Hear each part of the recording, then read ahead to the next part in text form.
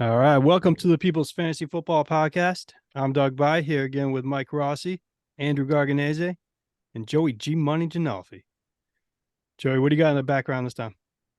That's just a screenshot of my last championship 2 years ago. It's championship day, so I figured I'd bring that out. Been a couple years, huh?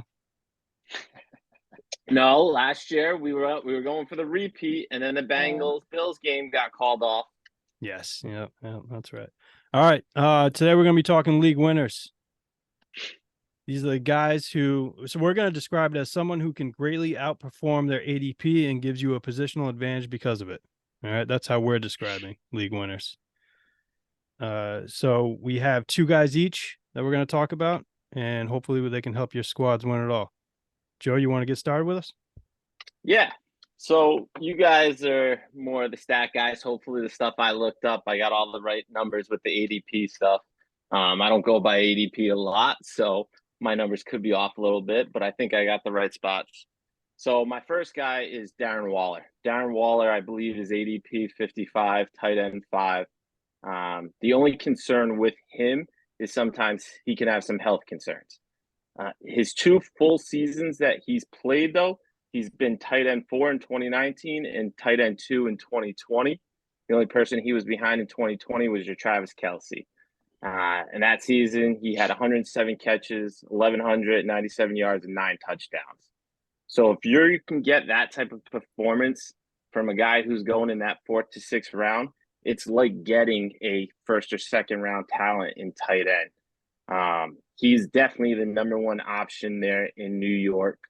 He had a couple, like I said, last 2 seasons were a little down with the injuries. Last year, Davante Adams came in, so he wasn't the number one guy there.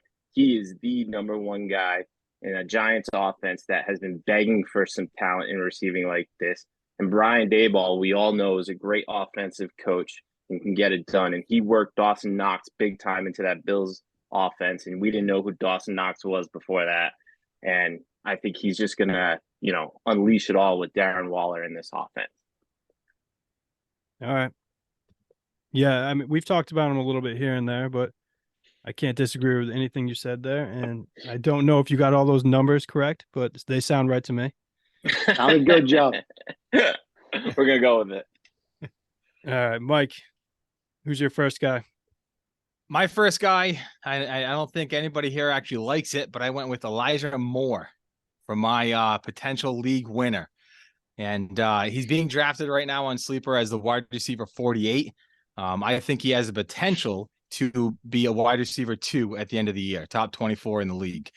To start, I'm gonna go backwards a little bit. I don't know who here has seen the movie 8 Mile, but if you remember, Eminem's character, B Rabbit, he goes against Papa Doc in the finals. And what does he do? He gets all his dirt out before Papa Doc can use it. So that's what I'm going to do right now with Elijah Moore, because 2022 was not his year. It was disgusting. So it's a year to forget about, but let's see what he did. First of all, he was unhappy with his playing time. He caused a lot of scenes on that team, and he forced his way out of New York. He got traded to the Browns. He played 9 games with the Browns. The first 3 were with Jacoby Brissett when he was still learning the offense. The next 6 were with Deshaun Watson, who was absolutely gross. He just wasn't the Deshaun Watson that we knew. But that's because he hadn't played in 2 years, so it was expected. So he ended that year last year with 37 catches on 65 targets and 450 yards. It's gross. And that's why he's being drafted as the wide receiver 48. So when you look ahead, look at Cleveland this year. Alex Van Pelt, the Browns offensive coordinator, he's come out. He's admitted they need to use him this year. They love his talent. What are they going to do? They're playing more shotgun and they're playing more 11 personnel. Andy, I know you love when I use the term 11 personnel, but for you that don't, for anybody listening that doesn't know what that means, it means 1 running back, 1 tight end, and that implies 3 wide receivers on the field. That's important to Elijah Moore because he is the slot receiver. So when they go to that 2 wide receiver set, he's not going to be on the field. It's going to be Donovan Peoples-Jones. It's going to be Amari Cooper on the other side. But they're going to use him more. They want to get him involved. Next, you go to their head coach, Kevin Stefanski. I knew I was going to mess that up coming in. You got but it. I Commit. got it, but it took me a while to get there. But he keeps mentioning Elijah Moore almost as a positionless player that he can line up anywhere on the field and be productive. He said in interviews that they need to not only throw him the ball, but they need to hand the ball off to him too. I don't know if you knew where Stefanski coached last, but it was in Minnesota. And one guy that he loves to compare Elijah Moore to is somebody that he used in the same way in Minnesota by Percy Harvin. Joe, you knew that name was coming? No, not what I thought was going. Oh, okay. All right. No. So if you don't know who Percy, all you youngins, go watch yourself a Percy Harvin reel. The guy's incredible. He really was positionless. He would line up anywhere on the field and he would be productive. I think that's how they're going to use Elijah Moore this year. Andy, we made the bet that he's going to get more targets. I just think Deshaun Watson, he's going to be his comfort. He's going to be in the slot. He's going to be coming out of the backfield. He's going to be utilized in more ways than just the third wide receiver on the team. All right. So that's your case, huh? That's my case. Yeah. All right. It was a good case. Good case. I still don't love the kid though, because he hasn't proven anything. Deshaun Watson's looked like trash so far. So I don't know. What do you guys think? I mean, putting him top 24 when you're comparing him to Percy Harvin, whose best year was still less than 1,000 yards receiving. I don't see it happening. Mike, you got your I hand saved raised? this stat. I saved this stat because I knew Joe was going to bring up Percy Harvin. 2009, Percy Harvin ended the year as wide receiver 23. 2010, Percy Harvin ended the year as wide receiver 21. That's my point, Joe, is that you don't need the receiving yards. He gets it everywhere. Time out. In another episode, you talked about how this is an offensive passing league now. Okay? In 2009, 2010, they were running the ball in Minnesota. They weren't just passing the ball first. Debo just did it a few years ago. He did both things. I understand that, but it's the numbers. You're comparing the 2009, 2010 numbers, saying, you know, I don't see it. I don't Cordero see it. Patterson. Well, Stefanski did it again. I was just going to say he did it also with Cordell Patterson in Minnesota too. So it's something he likes to do. It's something he wants on his team. All right. Does he have that same kind of build as those guys, though? He really doesn't. No, right? he's smaller. He's definitely. I think Percy Harvin, he was kind of more stocky than Andy. What Elijah are you thinking? Moore. Come on, you're dying. I'm not. No, I fucking love Percy Harvin. He was incredible to watch, but he wasn't a big guy. He played big. He'd run you over if he would try to anyway. But he wasn't. Yeah, he was stocky. Guy. Yeah, he was. I don't even know if he was stocky. He was. I don't know. I think he had tree. I also looked that up before too. He did have big. Percy Harvin was 5'11", 200 pounds. Elijah Moore is 5'9", 180. So he is definitely smaller. Wow. Yeah, so he doesn't have that build. Yeah, I don't think even when they go to like a 2 wide receiver set, like I'm not as high on Elijah Moore as Mike is, but I don't think DPJ is going to stay in the game as the 2. I think Elijah Moore is the 2. He's just going to play from the slot in the 3 wide receiver sets. So I think he'll see a good amount of playing time. I'm not as hopeful as Mike is, but whatever. I think it's a pretty good. He's got all the talent, right? So I mean, get him the ball. Let's see what he can do. Yeah, it's a good flyer pick, and like we were talking about before, I mean, this is why he's going so late. It's a risky pick. It's a risky call, and maybe he's the league winner if he outperforms the ADP. Exactly. That's what this is all about. We want to give somebody, we want to give the people listening the players that we think have the potential to be there. Correct. All right. So my guy is a little higher up on the board. I'm going to go with Calvin Ridley. He hasn't played a full season since 2020, but he's still only 28 years old. He's currently being drafted as a wide receiver 16, according to Fantasy Pros, at the end of 3rd round, beginning of 4th round, in that range. In that 2020 season, he finished as wide receiver 4 in half-point PPR, so he's shown a high ceiling already, and he's being drafted at 16. Like there's obviously he can be that top 5, I think even top 3 receiver if he really hits it this year. By all reports and videos out of camp, he hasn't lost a step, and maybe he's gained a few steps. I mean, the kid, he looks so much faster than those. Have you guys all seen those videos? Of course. He looks like he's going in double speed compared to those other two guys. I think Andy, I think you had mentioned that before. You know, I love his upside as well with Trevor Lawrence at QB. Trevor's on the rise right now, year 3. It's usually when they take that next step, you know. And you know, I just realized when I was looking over all this stuff with Calvin Ridley that I drafted him in 4 out of 5 of my leagues. So I'm all in on Calvin Ridley. Yeah. I think the thing that people got to remember is Calvin Ridley was suspended, but he wasn't away from the game. He wasn't hurt. Wasn't So he's injured. been able to, he's been able to practice. He's gone through camps and stuff. It's not like he hasn't seen football. He's been playing. He just hasn't been playing on TV. So, I mean, yeah, he's 28, but he's missed a couple years worth of hits. He's right in his prime. Still in his prime, totally exactly. Yeah. I'm right with you on this one. All right, so you're kind of somewhat piggybacking on this one, right? And Yeah. Who you going with here?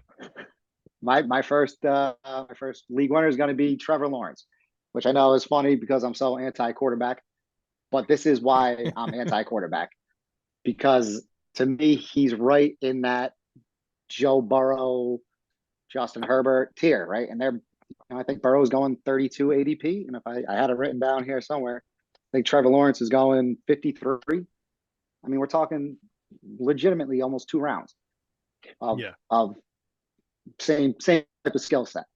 Why I like him so much, I'm not going to sit here and talk about Trevor Lawrence. I mean, he's as close to a phenom as we've had at the quarterback position in a long time, right? Coming out of high school, Clemson, number 1 overall pick. It's a Doug Peterson thing, right? He had Urban Meyer's rookie year, that fucking piece of shit Urban Meyer everybody hates. And if Peterson comes in, the first half of the year, they're okay. They're not great. They kind of catch fire. That second half after the bye, I think they smoked like the Texans the second to last week, so he didn't really throw the ball that much. But his previous 5 games before that, he averaged 24 fantasy points a game. Those are huge numbers. If you're getting this dude in the late fourth, early 5th rounds, that's a league winner to me. I think the thing that a lot of people don't really associate Trevor Lawrence with, and something that Peterson did with Wentz a lot, is he can break the pocket. He can run. He had 5 rushing touchdowns last year. He's athletic. Peterson's going to give him that freedom to kind of do whatever he wants.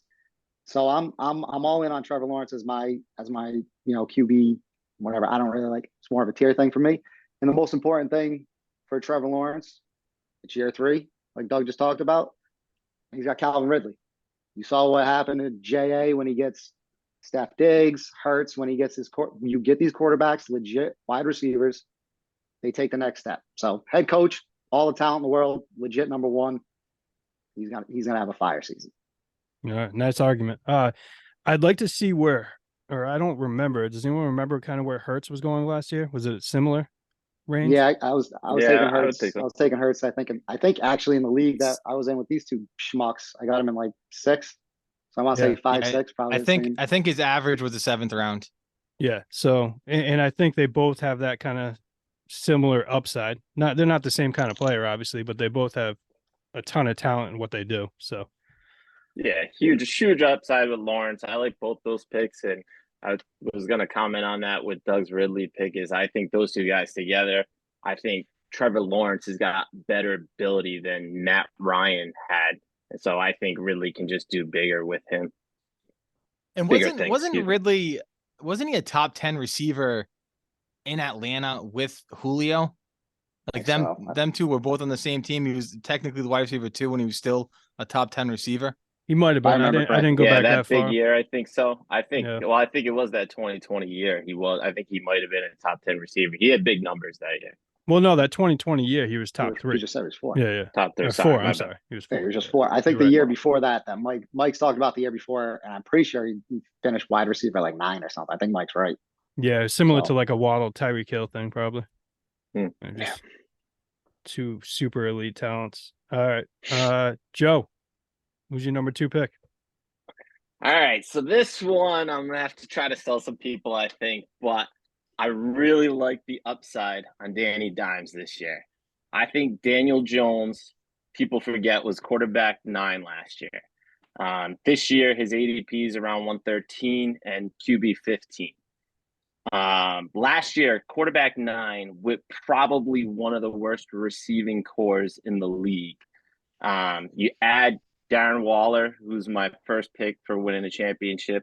But then you added Paris Campbell. Paris Campbell is not an all-star wide receiver, but Paris Campbell had almost 700 yards receiving last year on the Colts, who also had a garbage offense with Sam Ellinger, Matt Ryan on the back end, and Nick Foles throwing him the ball. So I think that's going to open it up a little bit. They drafted the rookie Jalen Hyatt, who's explosive. He had 1,200 yards receiving at Tennessee last year in college. So we'll see what kind of jump he can make. But also, too, it goes again to the coach in Brian Daboll. So Brian Daboll, in his second season with Josh Allen jumped up 90 fantasy points.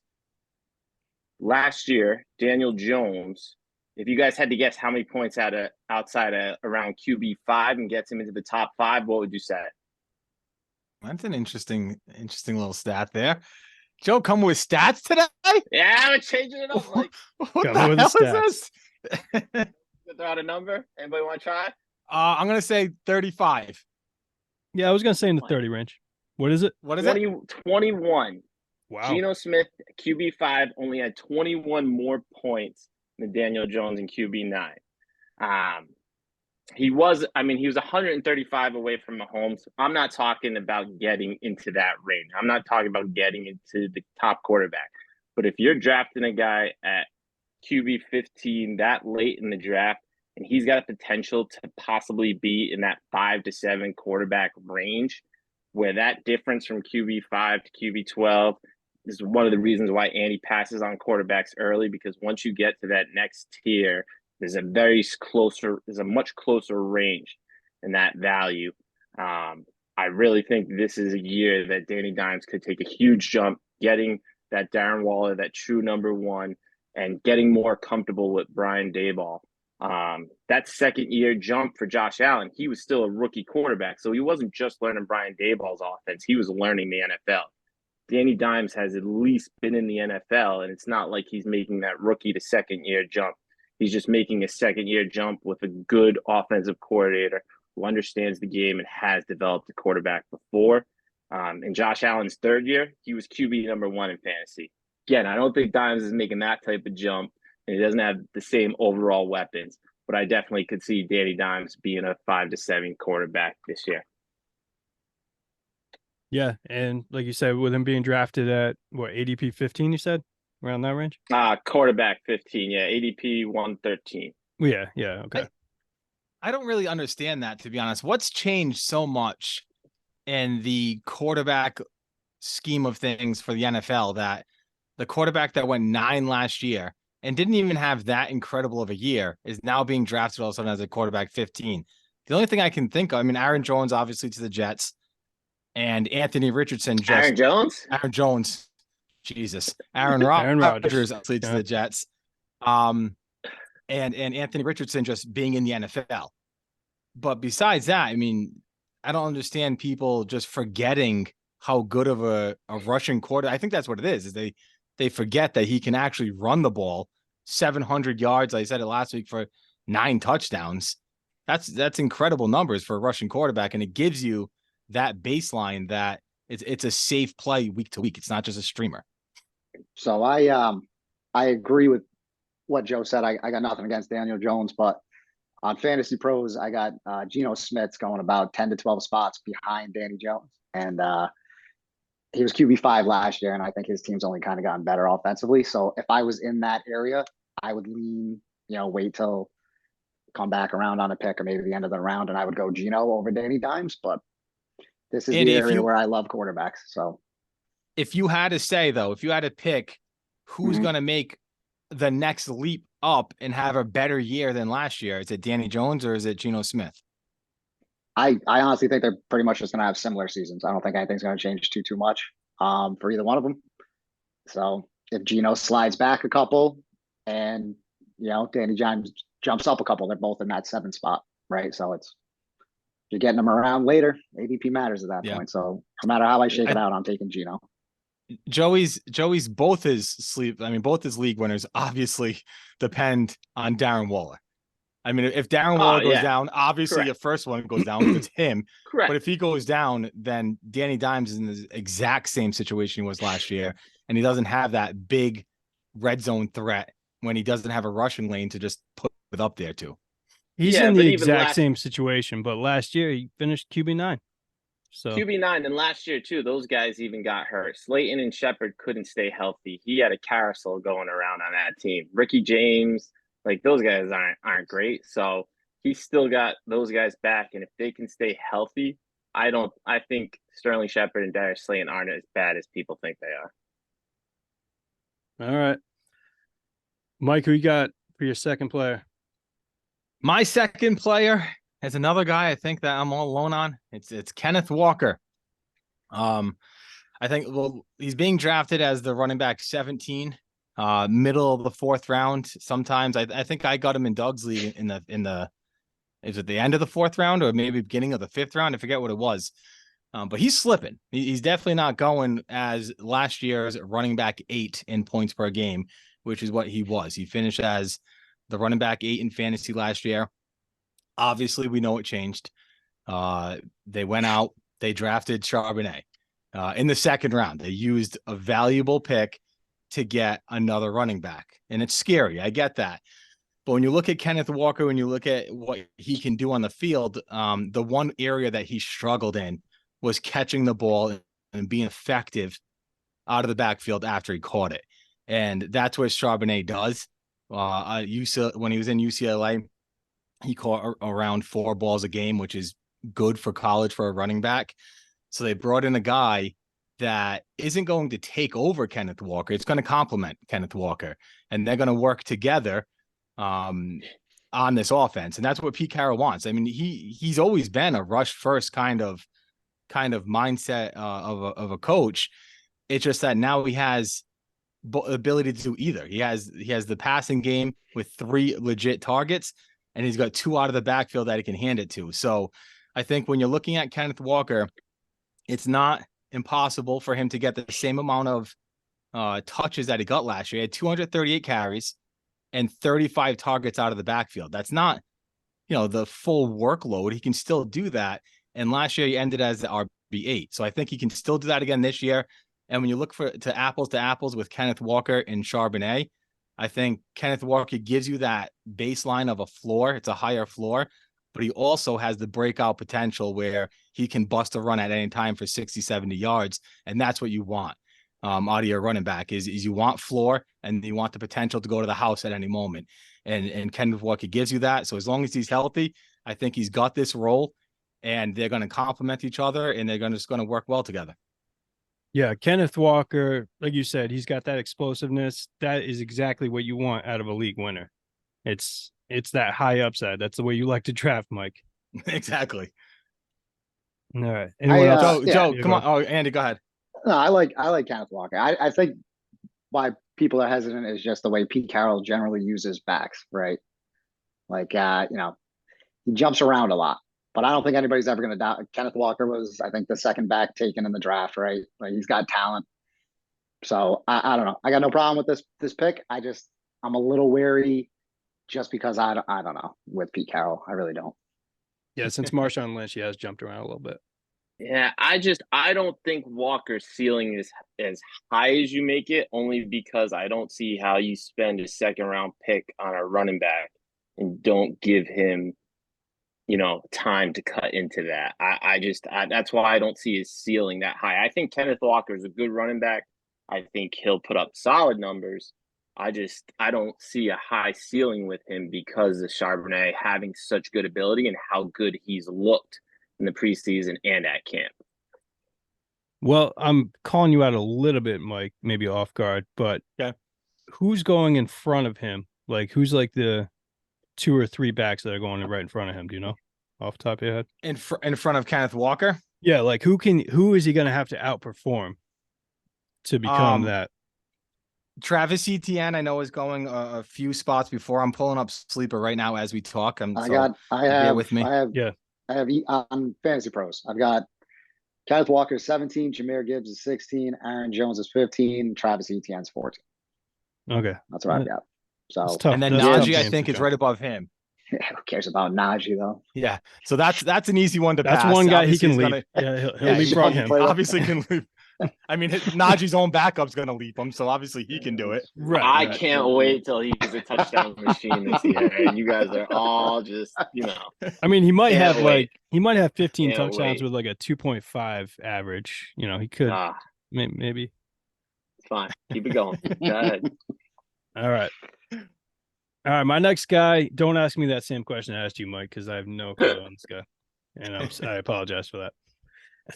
My next guy is Khalil Herbert.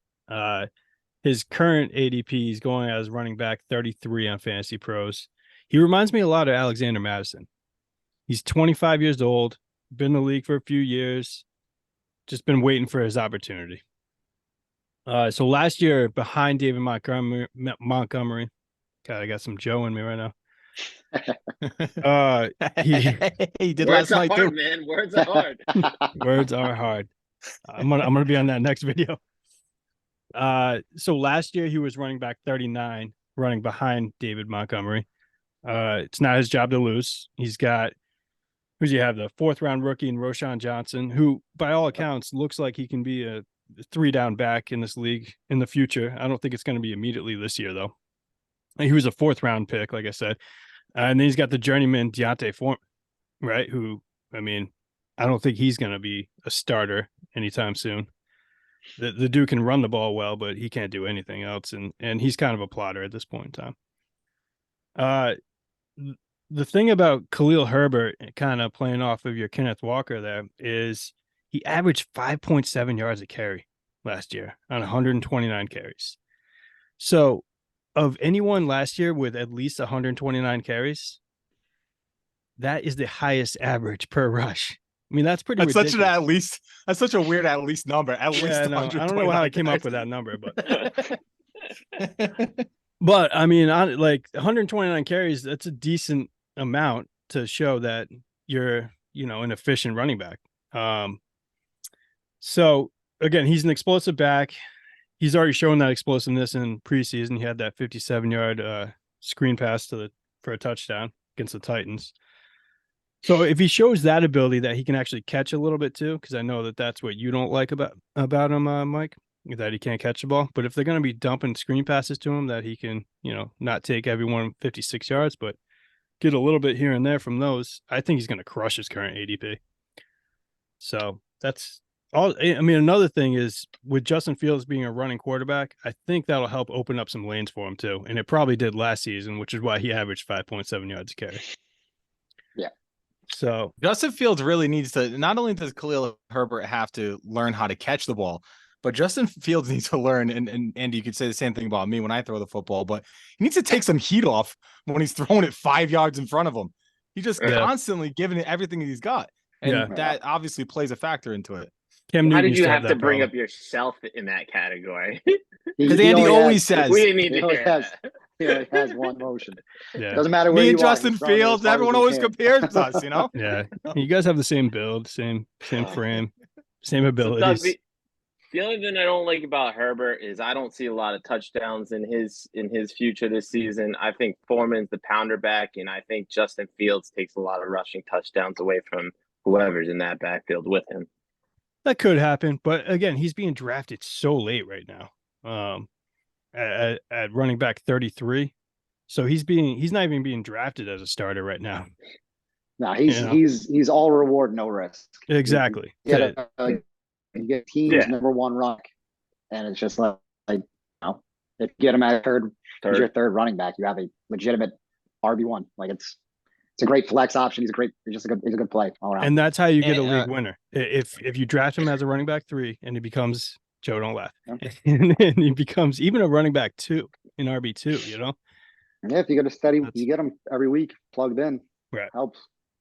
Nope. That's the great thing about mine and yours, Doug's Elijah Moore and Khalil Herbert. We're telling everybody they're league winners, but if it doesn't pan out, they wasted an 8th round pick and no one's mad at us, Darren Waller and Kenneth Walker and stuff. If those don't pan out, that's when you get yourself in trouble doing these podcasts. Ridley. Yeah. Yeah, I agree. So you have to be much more sure about those kind of guys. All right. All right, Who's next? Andy. me. Yeah, which kind of leads me right into my guy. I'm taking Jahmyr Gibbs. Like that. Like that. Love it. Yeah, Big he's fan. 12th overall, and I know like at the draft, everybody was like, "Why are the Lions taking him so high? They could get him with their second pick or whatever it was later in the." Doesn't matter. You get your guy, right, Joe?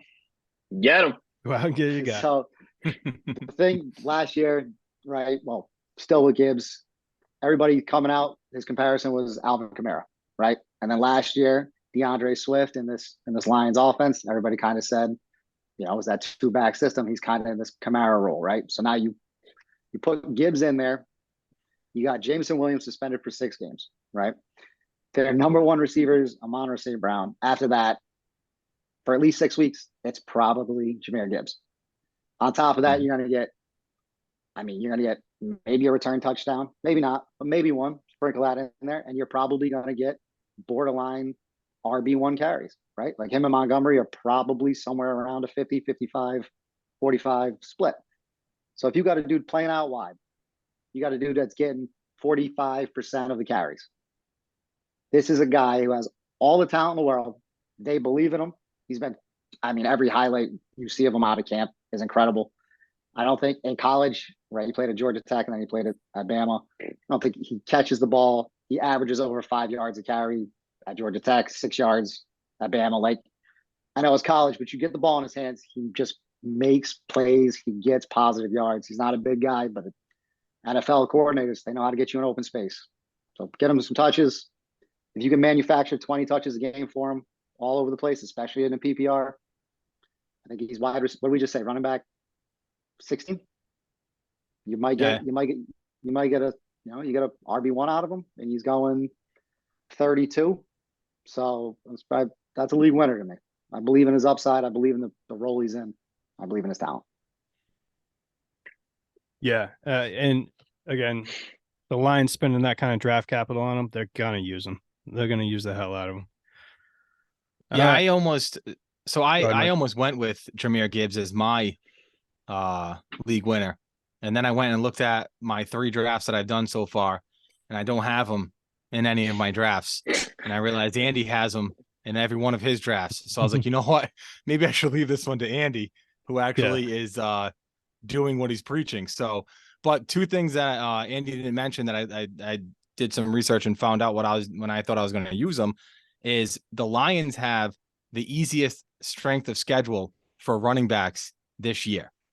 They also have in every single form, PFF, Fantasy Pros, whatever it is, a top 5 offensive line in the league as far as grading goes going into the year. So you get a top 5 offensive line going against the easiest strength of schedule for running backs. I mean, that's an argument for David Montgomery as well, but that's league winner right there. Yeah, you just gave an argument to why I would go anyone else in the first round besides Bijan and get Gibbs on the loop around, because he's the rookie I'd rather take a chance on. All right. I'm fine if somebody wants to take a chance on both of them. Joe, you gonna put that? Is that gonna be a bet? The Bijan Gibbs gonna have a better year than Bijan? I am all for that, Joe. I'll take it. I'll take Gibbs. I have no idea. All right, bring it up. Bring it up. This is just fantasy points, strictly fantasy points. Half PPR, because that's what we do all our bets on. Yes. Ah, that's fine. Yeah. What do you mean? Oh, that's what we do all of our bets on. Fine. I think that hurts you more than anything, but that's fine. I'll take it. There's the wheel. The reaction sounded like it hurts you. But here we go. You see my thumb? It's way in the back. Yeah. The chest hair's already there. We're gonna spin it again if that comes up. We both have one with that. Ooh, cash. Cash. Okay. All right. So what is Doug, the cash? make up the number. Make up the number. Don't put that on Doug. You pick the number. You know I'll do whatever. I don't know. You want to go 50 or 100? I was thinking 100, but I'll do whatever you want to do. $100. $100. $100. There it is. Write it down. Does anybody have any of these bets right now? No, we're gonna have to I go know. back I and mean, look I at know all this. mine. I don't need to write them down. I know mine. Joe does have a ridiculous memory with that stuff, as he's brought up on a previous episode. The Kyler Always pay Murray my one. debts if I lose. Always pay my Yeah. debts. He's a Lannister. All right. I think that just about does it for the league winners then. Mhm. Nice sir. job, boys. Hopefully we help some people out there. All right. Next up, we're going to be grading a draft that was sent into us by who, Mike? Who was that sent that into us? Oh, Jesus. I thought you had that I information. didn't have that. You supplied should the ask that. roster, Rossi. I know, but you should have asked that off here. Usually he comes with That's all right. that That's all right. information. No, we gotta say, all right, it's Well, T How long? Jack 0110. T Jack 0110. TJ. All right. So his roster is as follows. He went Dak at quarterback, Bijan running back, Pollard his second running back, Ridley is number 1 receiver, Keenan number 2, Goddard is his tight end, Drake London at flex. I mean that's a solid group right there. Solid. There's only one flex though in this league, so it is, it's a little. But even if it Not- was not two, as once you deep. start reading this bench, So I'll go to that. So what was it? Marr as his kicker, Commanders as his D. Yeah, on his bench he went Dobbins, Pittman, and Pirine, and that's all we got was 3 bench guys from him. yeah, that was all that was he could fit in the screenshot. I never got a second one, so we're just gonna base it off of that. We'll base it off of that. All right, and this was a half point or full PPR? Full PPR, Full PPR, 12 team, and he had the 9th ninth pick. draft spot. All right, Mike, why don't you be the first one to grade this thing since Yeah, you brought this to when us? Go ahead. And if you just take Dak off that, right? If I just block Dak on my screen and I look at this team, this is almost my ideal draft. I mean, I've been preaching Bijan the whole time, Pollard the whole time. I love Ridley. Me and Ann just went to war for Keenan Allen. I'm a Philly fan, so obviously I like Goddard. I mean, this is a great team. But I know everybody will have their own opinion on picks. But the one thing I want to mention that this guy, I'm not sure if it was intentional or not, but Commanders D, week 1, are facing the Arizona Cardinals. And if you're a guy like me that likes to stream defense, you're almost guaranteed positive points, but maybe even a couple of touchdowns with how bad that offense looks in training camp. So it's Yeah, got you and depth. I- This team's got. You and I picked them in the analyst league, right? Yeah, it's just if you just punt defense, which I think you should, and you're streaming, that's the best option late in the draft, maybe like the last round, second to last round. But this team's got for PPR, it's got people that catch the ball, get targets all over the place. It's got depth. It's got everything I'd want in a team. Besides, I would never go Dak because, like Joe mentioned, Gene, all those guys, if they're available, I'm taking them. You froze for a second there, Mike. What'd you say what about Dak? Oh, did I freeze? I said later rounds, I'm not taking Dak because, like Joe and like Andy said, Geno might be there, Daniel Jones might be there, guys like that. I'll take those over Dak. Yeah. Joe, where you at? So his team's solid. You can't argue with this type of roster in a full point PPR league. Obviously, as we just talked about, I'm not the biggest fan of Bijan, but he is going to catch balls, so I don't hate it, but I think they could have gone a better way. Tony Pollard pick I love. I wouldn't have gone with Goddard. I still don't like tight end in probably the range he got it. But I think it's a very solid team. Tight end and quarterbacks are the 2 positions I'd probably go differently. I think there's guys with higher ceilings in those positions. But I think this is definitely a contention team that he could tweak just a little bit with some trades. All right. Andy? Yeah, I mean, pretty much more of the same here. I think my first thing would be to get his league off of ESPN because that shit's terrible. Go to Yahoo or something. And then besides that, yeah, with a 1 flex league like this, we're looking at this. We broke this down He's probably taking Dobbins, right, in like the fifth, Yeah, Pittman and London in the sixth, somewhere. sixth. Yeah, okay, so I'd probably go tight end a little bit earlier here. Try to get myself a star. Just because it matters a little bit more. You got less people on the field, so try to kind of maximize your points every single week. And then yeah, the quarterback things, Dak.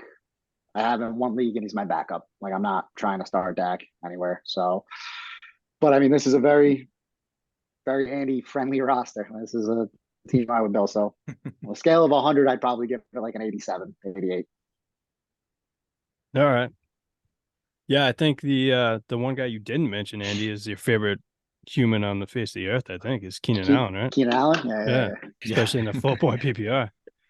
It's the bald and the beard that he likes about him. And the hands, great The hands. hand, he does have great hands. Yeah, yeah. Could be a hand model.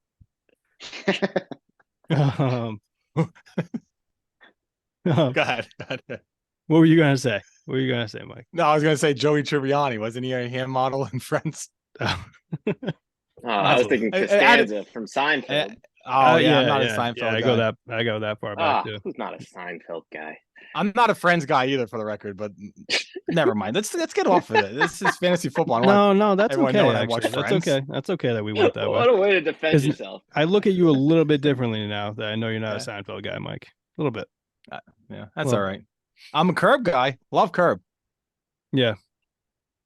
New age guy. All right. Doug, what do you You got think an about opinion this on this, roster? Doug, or Come on, no? what do you got? No, I was too busy knocking my microphone around.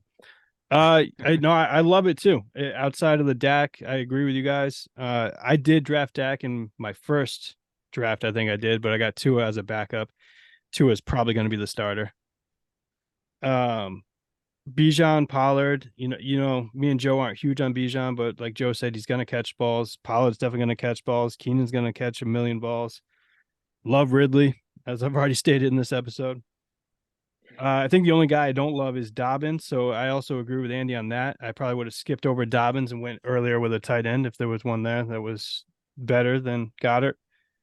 Yeah, I mean it's a great team. I would probably grade it a B plus. And you said I'm gonna go with solid. I'm going solid A. I'll solid go A. low. Yeah, like 90 was 93, 94. That's an A, right? Andy, you were at an Yeah. 88, which is a B plus. Right? Is that what that is? Yeah. Yeah, that's how that Joe. works. Joe, where are you Yeah. at? I'd give it a B plus. Like I said, I think tight end and quarterback, but he's got a solid. I think those are three solid bench players to have. Obviously we don't know what else is there, but that's a good start to your bench. You could definitely, I think with this team, you can work a good deal and take this team to A. Yeah. Yeah, it's tough. It's tough to be an A without like the super elite talent, right? Like we love Keenan, we love Bijan, we love all these guys, but we don't have anybody that's like, that established, just, the CMCs, the JJs, the Chases, right? The dudes that just, we know, put up Kelsey. So without having one of those dudes, it's really tough for me to give you. But when you pick 9, you're not going to get those. So No, yeah. It's solid. Very solid. Mike's just kissing his ass with an A, but that's fine. He said he was going to follow and listen, so we love him. Exactly. Guys, you're supposed to give him a high grade so he A tells all plus. his friends about A us. plus. Hey, I think a B plus that's a good grade. That's Yeah. a good grade. No, those All are right, all boys. solid grades. All right. I think that's going to do it. We're going to call it here. Fellas, So for Mike Rossi, Andy, Joey G Money, I'm Doug. We'll see you guys next time. See you, fellas. See you guys.